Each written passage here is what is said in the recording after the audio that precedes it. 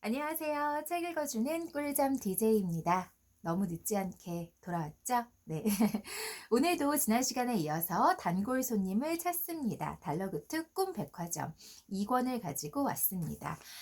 제가 지난번에도 말씀드렸던 것 같은데, 사실 좀 읽다 보면 2권이나 3권은 좀 재미가 없어지는 경우도 있는데, 이 달러구트 꿈백화점은 꿈이라는, 그리고 꿈을 사고 파는 그 모티브를 가지고 가면서도 조금은 1권과는 다른, 연결이 되지만 조금은 다른 느낌으로 좀 색다르게, 그리고 지루하지 않게 이야기를 이어가고 있는 것 같아요. 그래서 1권을 읽으신 분들이 실망하지 않고 계속 읽으실 수 있는 그런 장편 소설이 아닌가, 그런 생각이 듭니다.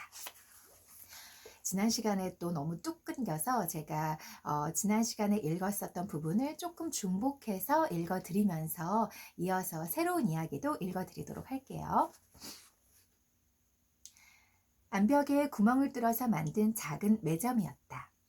원래 푹 패여있던 공간에 건축자재를 넣어서 만든 것인지, 일부러 암벽에 구멍을 뚫은 것인지 분간이 되질 않았다. 메뉴판은 매점이 있는 구멍의 양옆에 걸려 있었는데, 세탁소의 간판과 비슷한 재질의 나무 판자였다.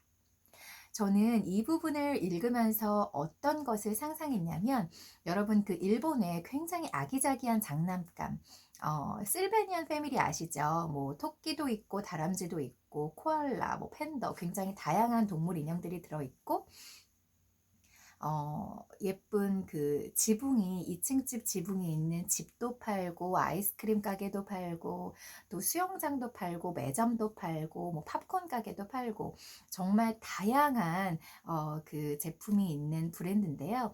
거기에서 보면 왜 이렇게 그 풍성한 나무들이 있고 그 나무 옆으로 매점들을 이렇게 놓고 아이들이 놀 수 있게끔 정말 이것저것 판매를 하는 그런 그 제품인데, 그 시리즈 중에서 매점이 생각이 났어요. 물론 이 달러구두 꿈 백화점에 나오는 요 매점은 그 기차를 타고 가다가 어떤 암벽 안에 들어있는, 정말 구멍을 뚫은 건지 원래 있는 곳인지는 모르겠다고 했지만 어쨌든 그 암벽 안에 있는 구멍에서 그 매점을 운영하고 있는 것이긴 하지만, 어쨌든 머릿속으로 상상을 해보니까 그 기찻길 옆에 있는 그 매점의 모습이 뭔가 그 실베니아 패밀리에 나오는 그런 아기자기한 그런 모습이 상상이 되더라고요.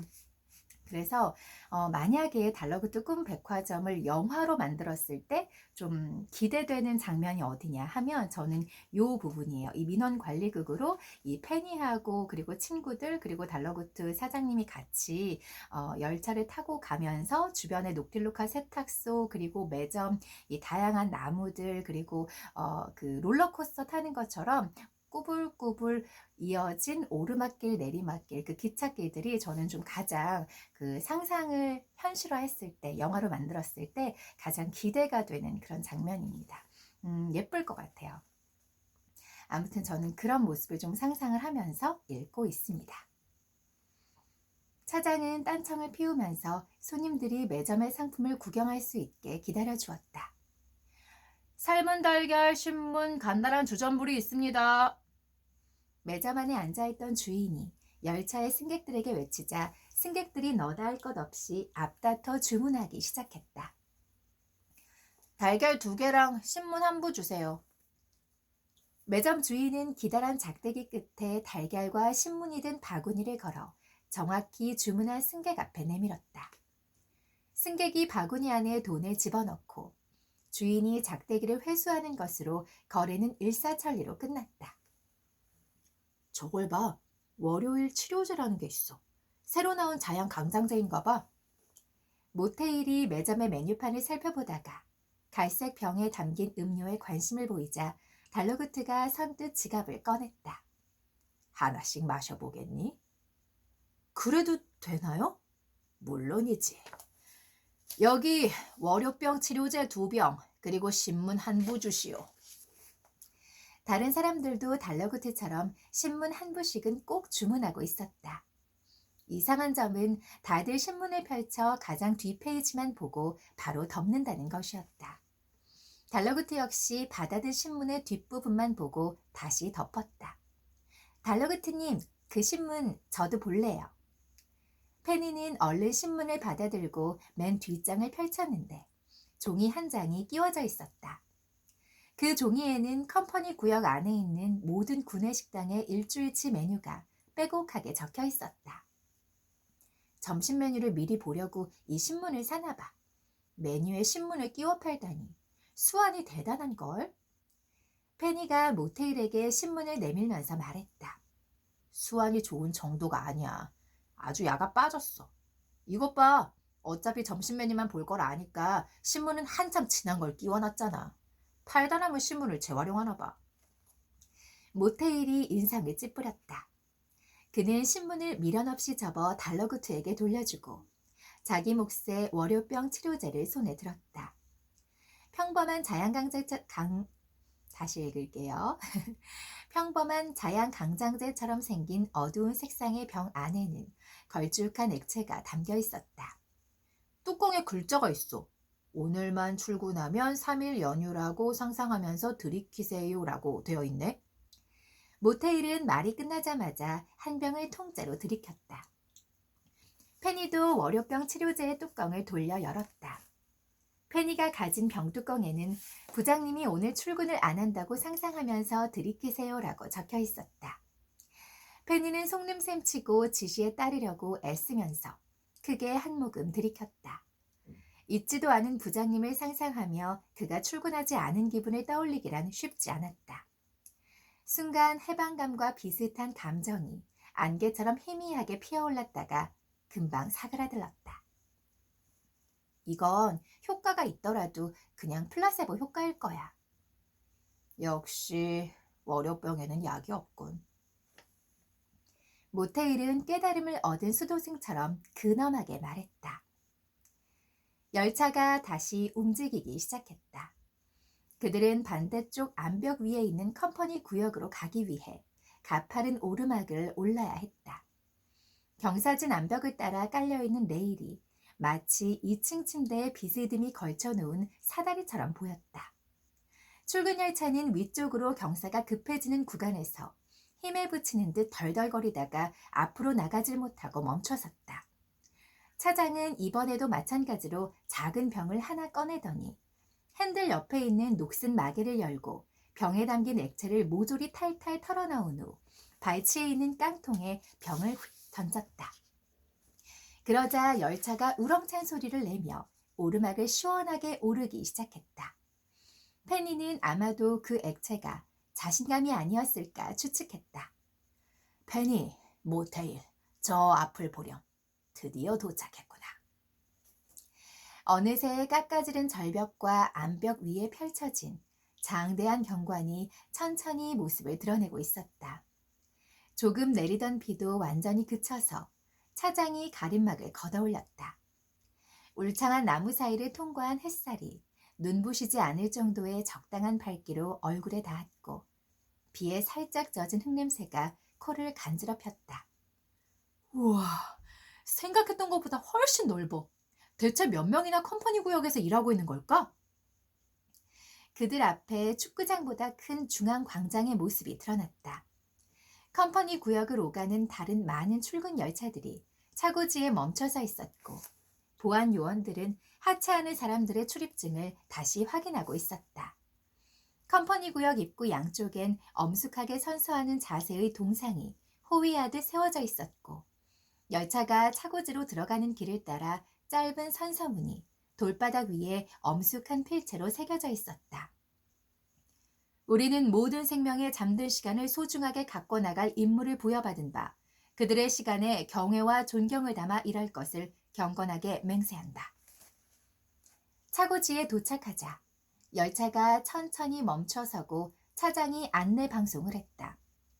꿈산업의 중심지 컴퍼니 구역에 도착했습니다. 민원관리국이나 테스트센터, 식당가에 용무가 있으신 분들은 여기서 하차하시어 도보로 이동하시고 각 제작사로 출근하시는 분들은 외곽의 개별 열차로 갈아타십시오. 두고 가시는 물건이 없는지 다시 한번 확인하시기 바랍니다. 열차에 타고 있던 사람들이 하나 둘 외투와 가방을 챙겨 내리기 시작했다. 페니와 모테일, 달러구트도 함께 내렸다. 내려서 중앙 광장에 발을 내딛는 순간 페니는 자신을 360도로 에워싼 광경에서 눈을 뗄 수 없었다. 그건 모텔도 마찬가지였다. 입구와 차고지를 포함해 정면에 보이는 중앙의 건물부터 외곽의 건물들까지 흔한 디자인은 하나도 없었다. 달러구트 꿈 백화점처럼 고풍스러우면서도 주변 거리와 적당히 잘 어울리는 절제된 디자인과는 거리가 멀었다. 전부 자신의 개성을 뽐내기 바빴다. 중앙으로 가는 길 주변에는 아마도 식당인 듯한 낮은 건물이 여러 군데 있었다. 그리고 중앙 광장에서도 한가운데 독특한 외관을 자랑하는 거대한 구조물이 눈길을 사로잡았다. 달러구트가 앞장서서 걸어가면서 그 구조물을 가리켰다. 자, 우리가 가야 할 곳이 저기란다. 나무 밑동처럼 생긴 곳 말인가요? 저기가 민원 관리국이에요? 그렇단다. 그들이 갈 곳이 민원 관리국이라는 사실을 몰랐더라면 밖에서는 당초에 뭐 하는 곳인지 알 수 없었을 게 분명하다. 페니의 머릿속에 있는 여느 관공서의 모습과는 달랐기 때문이다. 민원 관리국은 세계에서 가장 큰 나무를 도끼로 베어내서 밑동만 남길 것 같은 생김새였다. 출입구로 드나드는 사람들이 보이지 않았다면 건물인지 알아보기도 힘들 정도였다. 게다가 그 위로 알록달록한 색상의 집채만한 컨테이너가 여러 개 쌓여 있었다. 그건 정말 이상한 모습이었다. 마치 태풍에 휩쓸려 날아온 컨테이너들이 나무 밑동 위에 우연히 떨어진 것 같았다. 달러구트님, 민원 관리국 위에 있는 저 컨테이너도 같은 건물인가요? 페니가 종종 걸음으로 따라가면서 물었다. 저긴 테스트 센터란다. 각 제작사에서 만든 꿈을 정식으로 출시하기 전에 여러 가지를 테스트할 수 있는 시설이야. 출시 후에 문제가 있을 때도 마찬가지지. 우리 같은 판매자들도 제작자들과 테스트 센터에 모여서 회의를 하곤 한단다. 입구는 같지만 안에 들어가 보면 민원관리국과 구역이 확실히 나뉘어져 있어. 엘리베이터로 이동할 수 있지. 저래봬도 내부는 그럴싸하단다. 페니가 들어가 보고 싶어하는 표정을 지었지만 달러구트가 딱 잘라 말했다. 우리는 오늘 민원관리국만 들릴 거다. 그런데 모텔은 어디 갔지? 달러구트가 두리번거렸다. 모테일은 민원관리국으로 가는 방향에서 벗어나 여러 갈래로 줄을 서 있는 사람들 주변을 기웃거리고 있었다. 꿈 제작사로 가는 개별 열차를 갈아타기 위해 기다리는 사람들이었다. 줄의 맨 앞에 필름 셀린 글럭, 스튜디오 척데일, 키스 그루어의 연애야 개론 등등 어느 회사로 가는 열차인지 알려주는 표지판이 있었고 중앙 광장에서 바깥으로 더 멀리 뻗어나가는 레일들이 보였다. 그리고 그 끝에 늘어선 각양각색의 빌딩들이 광장의 절반을 에워싸고 있었다. 외곽에 늘어선 건물들은 전부 꿈 제작사인 거죠? 전부 다르게 생겼네요. 페니가 눈을 크게 뜨고 말했다. 멀리서 봐도 건물마다 건축 양식이며 사용한 자재가 제각각이었다. 그렇단다. 제작사별로 취향이 너무 확고해서 건축 디자인을 동일하는 데 실패했다는구나. 하지만 이렇게 제멋대로인 광경도 이 지경까지 되니 오히려 멋지지 않니? 제작사 건물마다 어찌나 개성이 넘치는지 볼거리가 가득한 영화 여러 편을 동시에 틀어놓고 산만하게 보고 있는 느낌이었다. 저 건물들 하나하나가 다채로운 꿈을 만드는 회사라니. 페니는 굉장한 곳에 와버렸다는 생각이 새삼 들었다. 우와, 저 건물을 봐. 커다랗게 스튜디오 척데일이라고 쓰여있어. 저기가 바로 야릇한 꿈을 만드는 척데일의 제작사인가 봐. 모테일이 목소리를 높였다. 그러니까 여러분들이 머릿속으로 한번 상상을 해보시면 이 중간에 민원관리국이 있고요. 나무 밑동, 큰 나무를 도끼로 탁 자른 것처럼 그 사람이 앉을 수 있는, 그런데 정말 엄청난 크기의, 사람들이 왔다 갔다 들어다닐 수 있는 그 빌딩 크기의 나무 밑동이 있고요. 그리고 그 민원관리국 위에는 여러 가지 알록달록한 색깔의 컨테이너들이 집을 이루면서 이렇게 차곡차곡 쌓여져 있고, 그리고 그 민원관리국을 중심으로 해서 외곽에는, 그 벗어난 지역에는 정말 다양한 모양을 가진 꿈 제작사들의 그 빌딩이 있는 거죠. 건물들이. 어떤 건물은 예를 들어서 워너브라더스, 그리고 그 옆에는 퍽스, 그리고 그 옆에는 픽사, 그리고 디즈니, 이런 식으로 정말 다양한 그 꿈 제작사들이 그 제작사의 개성을 듬뿍 담아서 서로 섞이지 않는, 정말 전혀 일관성이 없고 통일되지 않은 모습들로 그 빌딩 무리를 이루고 있는 거죠. 그런데 그 모습이 너무 각자 다르기는 하지만, 이 달러구트님의 말에 의하면 굉장히 그 서로가 다르지만 그 모습이 굉장히 아름답고 제멋대로인 광경이 오히려 더 멋지게 느껴지는 정도까지 보인다고 그렇게 말씀을 하셨네요. 이 부분도 아마 영화로 만들어지면 정말 재밌지 않을까 싶어요. 그렇죠? 그래서 그 척데일의 제작사를 보면서 모테일이 굉장히 감탄하는 모습, 그리고 계속 이어서 읽어드릴게요. 세 사람은 그 자리에 서서 모테일이 가리키는 곳을 바라봤다. 그건 좀처럼 보기 힘든 예술 작품 같은 빌딩이었다. 유려하고 과감한 곡선을 가진 빌딩의 저층부는 채도가 낮은 붉은 빛을 띠고 있는데 반해 중층부와 고층부는 반짝이는 햇빛을 그대로 통과시키고 있었다. 페니는 빌딩 전체가 레드와인이 한 모금 남은 와인잔 같다고 생각했다. 와, 이 문장 너무 멋있다. 그쵸?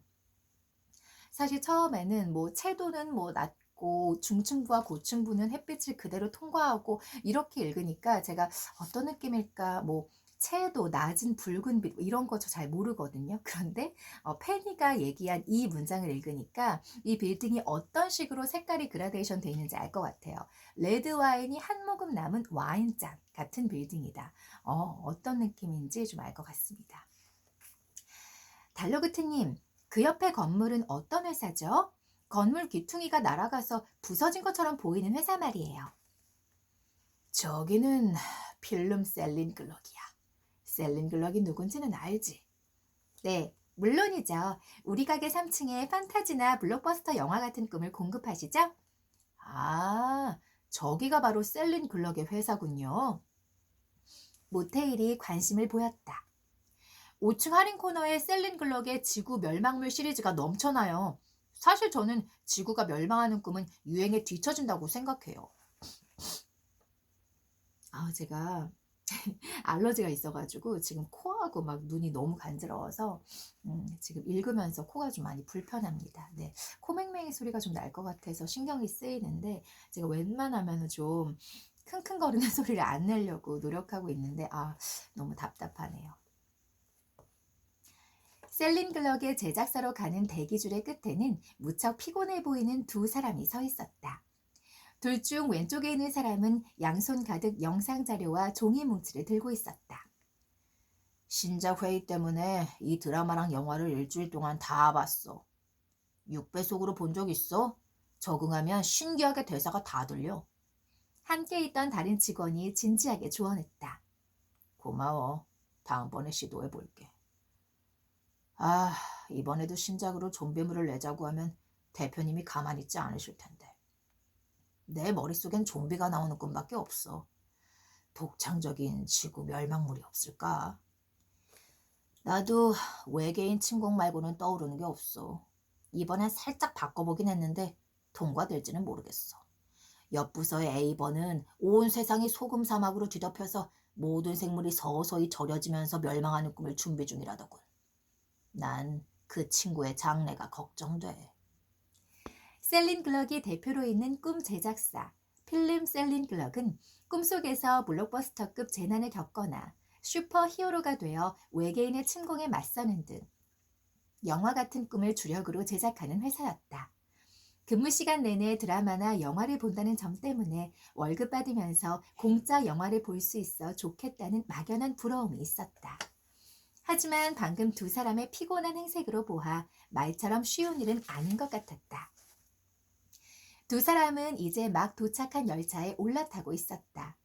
그들을 제작사까지 데려다 줄 열차는 페니가 타고 온 출근 열차보다 훨씬 아담했고, 셀린글럭의 건물에 쓴 것과 완전히 똑같은 색감으로 얼룩덜룩하게 칠해져 있어서 꼭 건물과 세트로 맞춘 느낌이었다.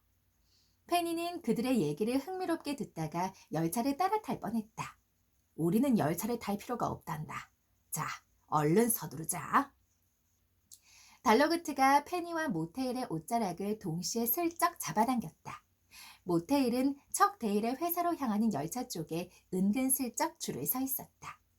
페니와 모테일은 제작사 건물에서 눈을 떼지 못하고 쭈뼛거리며 민원 관리국으로 향했다. 와, 근데 이 책을 쓴 이 이미애 작가님의 디테일이 엄청나네요. 그러니까 그 꿈 제작사, 셀링글럭의 제작사 건물하고 똑같은 색감으로 만든, 그러니까 똑같은 색감으로 색칠한 열차가 그 건물에 가는 거예요. 예를 들면 우리가 그 노란색, 아니 노란색이 아니고 맞아 말이 헛나왔어요. 초록색, 제가 왜 2호선을 생각했는데 노란색이 나왔지?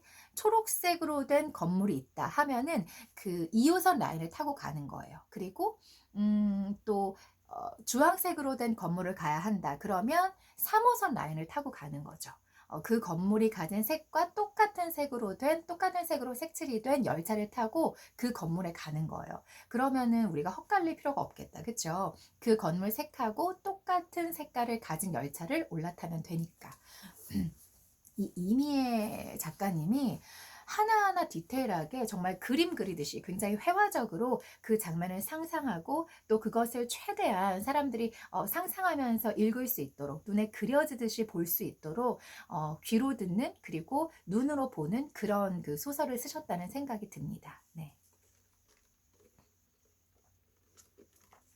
저 이권 다 읽었는데 왜 이렇게 또 새롭게 읽고 있는지 모르겠어요. 네. 그래서 뭐 더 재밌는 것 같아요. 저한테는 새로운 책을 읽는 것 같은 기분이 들어서. 제가 지난주에 업로드를 하면서 보니까 제가 지난주 업로드 전에 올렸던, 굉장히 오래전에 올렸던 그 영상이 제가 7개월 전에 올린 영상이더라고요. 그래서 와, 정말 여러분들을 오래 기다리시게 했구나. 그리고 오래 기다려 주셨는데도 불구하고 너무 따뜻하고 걱정하시는 그런 마음으로 댓글들을 그렇게 많이 남겨주셨구나. 그리고 걱정해 주시는 분들도 너무 감사한데, 또 어떻게 새로 이렇게 들어오셔서 구독자 수가 또 줄지 않고 네, 탈퇴하시는 분 없이 오히려 점점 더 느는 그런 시간이었구나라는 생각이 들었습니다. 네, 저는 특별한 일이 있었던 건 아니고요. 네, 제가 초심을 잃었어요. 네, 제가 책 읽어주는 꿀잠 DJ라는 채널을 처음 시작한 그 동기가 밤에 잠을 못 주무시거나, 그리고 불안장애, 또 다양한 범불안장애, 공황장애나 강박장애나 우울증이나 이런 여러 가지 그 정신장애들로, 심리적인 문제들로 힘들어하시는 분들을 위해서 그분들에게 어느 때나 물론 들으실 수 있지만, 이 아침이 오기 전까지 너무 깜깜하고, 그리고 아침이 오지 않을 것만 같은 그런 긴 새벽밤에 제 채널 들으시면서 좀 꿀잠도 주무십사 하고, 제가 그런 마음으로 제가 영상을 만들게 됐었던 거다라고 말씀을 드렸었는데, 그런 마음으로 제가 영상을 업로드를 하고 있었으면서도 어느 순간 제가 그 7개월 전에 영상을 올리고 나서 그 뒤부터 이렇게 자리를 만들어서 영상을 녹음하고, 또 부족한 그 실력이지만 편집을 해서 올리고 하는 것들이 제가 좀 일 같더라고요. 어떻게 보면 남들에게는 굉장히 쉬운 일일 수 있는데 프로 유튜버들에게는 쉽지는 않죠. 근데 그분들에게는 일이니까. 근데 저는 이게 제 주 일이 아니라 주부고 학생이고, 그러면서 제가 정말 아마추어로 이렇게 틈틈이 시간 날 때마다 여러분들에게 녹음을 해서 올려드리고 있었던 거기 때문에, 뭐 저는 따로 스튜디오가 있는 것도 아니고요. 또 제가 알아서 자리 세팅하고 알아서 카메라 설치하고, 또 제가 정말 부족한 실력으로 짜집게 하다시피 해서 편집을 해서 올리는 거기 때문에 여의치가 않더라고요. 왜냐하면 또 방학이기 때문에 제가 저희 아이나 저희 남편이 없는 시간을 틈타서 집에서 아무도 없는 조용한 시간에 이렇게 자리를 펴고 또 준비를 해야 되는 부분들이 있어서 여러 가지를 병행하면서 그렇게 영상을 찍어서 올리는 게 처음처럼 좀 쉽지가 않았어요. 제가 맨 처음에 시작할 때만 해도 제가 주부 역할만 감당하고 있었는데, 제가 지금은 뭐 예전에도 앞서 말씀드렸지만 제가 상담 공부를 하게 되면서 자격증을 취득하고 또 일을 하고 그러면서 제 부족을 느껴서 제가 대학생으로 네, 편입을 하게 돼서 지금 4학년 과정 중에 있어요. 이제 3월에 이제 입학을 또 다시 새 학기가 개강을 하겠죠. 그렇게 하다 보니까 무언가 바뀐 그 제 역할을 감당하면서 또 이 녹음을 하고 또 편집을 하고 올리는 게 좀 쉽지가 않더라고요. 근데 그럼에도 불구하고 제가 초심을 잃지 않았더라면 우리 구독자 여러분들께서 힘들고 지친 마음, 좀 기대고 싶은 마음에 제 채널을 찾으실 거다라는 생각을 해서 제가 열심히 올렸을 텐데, 제가 좀 게을러졌어요. 뭐 말이 길었지만 그냥 초심을 잃었었다. 너무 죄송하다라는 얘기입니다. 마침 또 제가 지난주인가요? 지지난주에 밤에 잠을 잘 못 자는 그 불면증이 있는 구독자분께서 밤마다 잘 듣고 있다. 오랫동안 안 올라와서 그동안 올려주신 거 반복해서 듣고 있습니다. 뭐라고 남겨주셨더라고요. 그래서 그런 댓글을 봤을 때, 정말 너무 감사하고, 그리고 분명 나도 그런 힘든 시간들이 있었는데 다시 초심으로 돌아가서 내가 아무리 하는 일이 버겁고 많고 하더라도 일주일에 3-4시간 낼 수 없는 거 아닌데 핑계대지 말고 다시 열심히 초심을 찾고 해보자 라는 생각을 다시 한번 다지게 됐습니다. 제가 다음 주에, 그러니까 내일 여행을 가서 제가 다음 주에 돌아오거든요. 그래서 그 전에 오늘 꼭 올려드려야지 라고 마음을 먹었습니다. 그래서 지금 조금 조용한 시간을 제가 갖게 돼서 오늘 이 시간 제가 여러분들과 이렇게 만나고 있는 겁니다. 너무 죄송했어요. 네, 말이 너무 길었지만 정말 죄송했다는 말씀 드리고 싶고요. 그리고 특별히 무슨 일이 있었냐고 물으시는 분들이 많으셔서, 뭐 아프신가요? 무슨 일이 있으신가요? 뭐 걱정이 됩니다. 라고 해주시는 그런 분들이 계셔서 아무 일 없었고 그저 초심을 잃고 게을렀다 라는 말씀을 드리고 싶습니다. 저 이거 하나만 소개해드리고 계속 읽어도 될까요? 제가 뭐 다 아시겠지만 요즘에는 선크림은 뭐 1년 365일 그리고 집에서도 발라야 된다고들 하더라고요. 사실 저는 집에서는 안 바르는데 선크림 늘 발라야 된다고들 하잖아요. 그게 모르겠어요. 파시는 분들이 그냥 그렇게 말씀을 하시는 건지. 근데 어쨌든 선크림이 중요하다는 건 다 아시잖아요. 근데 저는 그 어떤 선크림을 발라도 눈시림이 하나도 없는 선크림은 한 번도 못 봤어요. 그래서 저는 결론이 선크림에 있는 그 어떤 성분이, 그 선블럭의 성분이 눈시림을 조금 유발하나 보다. 그래서 눈시림이 없는 것을 기대할 수는 없나 보다라고 생각을 했는데, 제가 속는셈 치고 한번 사봤거든요. 이거 인스타에 with 나미라고 치시면 나와요. with 나미, with 나미, 그러니까 나미와 함께. 인스타에 그 with 나미라고 치시면 나오는데, 이게 듀엠 선크림이에요. 와, 저 이거 어제 받아서 어제 오늘 계속 쓰고 있거든요. 수시로 바르고 있거든요. 눈시림 하나도 없어요. 이거 제가 추천드리려고 가지고 왔습니다. 당연히 내돈내산이고요. 뭐 협찬 없어요. 네. 저 진짜 안 써본 게 없는 것 같아요. 인스타에서 유명하다는 건 다 사봤어요. 뭐 여기서 뭐 말하기는 좀 그렇지만 다 눈시림이 있었어요. 근데 이거 제가 다시 한번 알려드릴게요. 듀엠 퓨어 아쿠아톡 샤인 선크림. 이거는 샤인 선크림이어가지고 조금은 분홍기가 있고 약간 화사한 얼굴을 좀 톤업해주는 그런 그 기능이 있는 선크림이고요. 얘는 선 에센스예요. 사실 얘는 아직 써보지 않았는데 얘도 좋을 것 같아요. 왜냐면 얘랑 성분이 똑같은데 얘는 약간 톤업이 되는 거고 얘는 그냥 에센스 타입인데, 얘가 좋았기 때문에, 그러니까 제가 쓴 거는 선크림 중에서도 그 톤업이 되는 선크림인데, 얘가 눈시림이 없었던 걸 보니까 얘도 없을 것 같아요. 이거 위드남이라고 인스타에 치시면 나오고요. 공구할 때 저렴할 때 그때 사시면 좋을 것 같아요. 가격도 나쁘지 않았습니다. 선크림은 발라야 되는 거 알아요. 근데 눈시림이 너무 싫고 얼굴이 텁텁해요 하시는 분들은 이 듀엠 선크림 한번 사보시기 바랍니다. 안 맞을 수 있으니까 대량으로 사지 마시고요. 우선 이렇게 2개만 한번 사보세요. 제가 이거 너무 좋아서 가지고 왔습니다. 왜냐하면 저는 선크림 꼭 바르려고 애쓰는데 항상 그 눈시림하고 얼굴 텁텁해지는 느낌 때문에 그렇게 열심히는 못 발랐거든요. 근데 요거는 제가 정말 요물을 발견해서 가지고 왔어요. 네. 자, 그리고 또 읽어드리도록 할게요. 민원관리구 건물에 완전히 가까이 다가가자. 진짜 나무 밑동이 아니라 인공적으로 나뭇결을 그대로 살려서 만든 건축물이라는 걸 알 수 있었다. 입구에서 나무 껍질과 완전히 같은 색상의 회전문이 쉴 새 없이 돌아가고 있었다. 잠옷을 입은 외부 손님 2명과 페니 일행이 동시에 회전문을 통과하자 요가 수련원에서 볼 법한 차림의 남자가 그들을 맞이했다.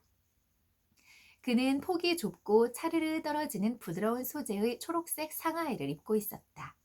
작은 풀벌레 한 마리가 그의 손등 위를 살금살금 기어가는 게 보였다. 민원 접수는 이쪽입니다. 찾아오시느라 힘들지 않으셨나요? 직원은 잠옷 차림의 손님들부터 친절하게 맞이했다. 공손한 손짓은 물론이고 백년 묵은 화도 누그러뜨릴 만큼 온화한 말투였다. 그는 손님이 저만치 멀어져 다른 직원의 안내를 받는 것을 확인하고 나서야 달러구트 일행을 돌아봤다.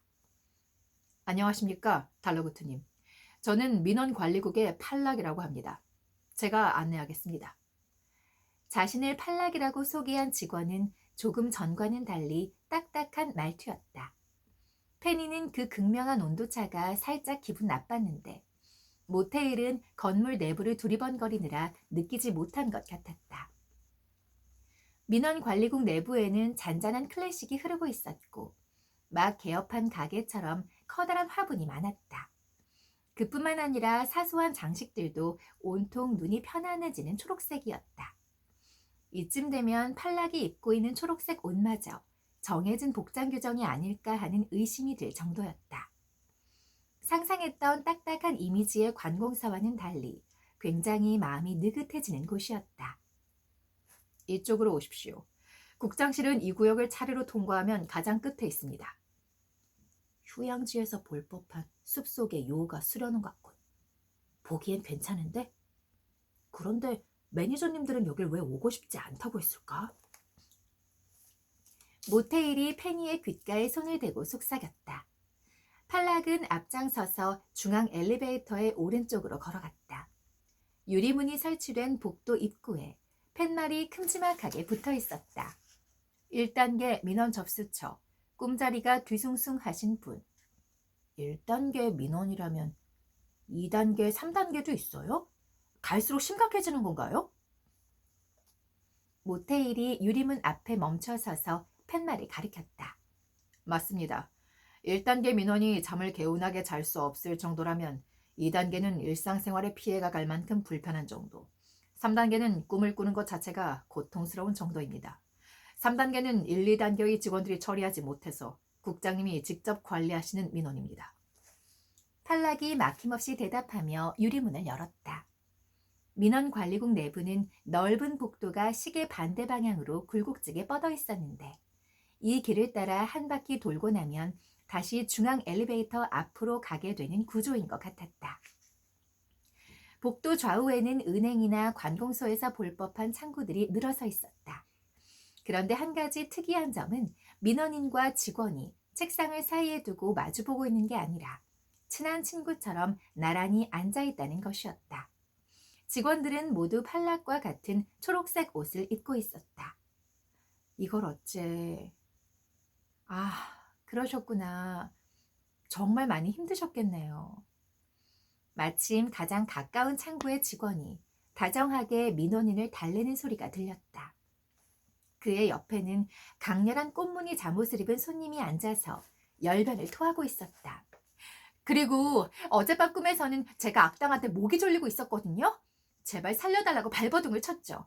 다행히 잠에서 딱 깼는데 글쎄 우리 고양이가 제 목을 누른 채 웅크리고 자고 있더라고요. 아, 그건 손님의 상황에 맞게 꿈이 바뀌어 버린 경우인데요. 창구의 직원이 한 손으로 이마를 짚고 자기 일처럼 심각한 표정을 지었다. 아마 처음부터 목을 조르는 꿈은 아니었을 거예요.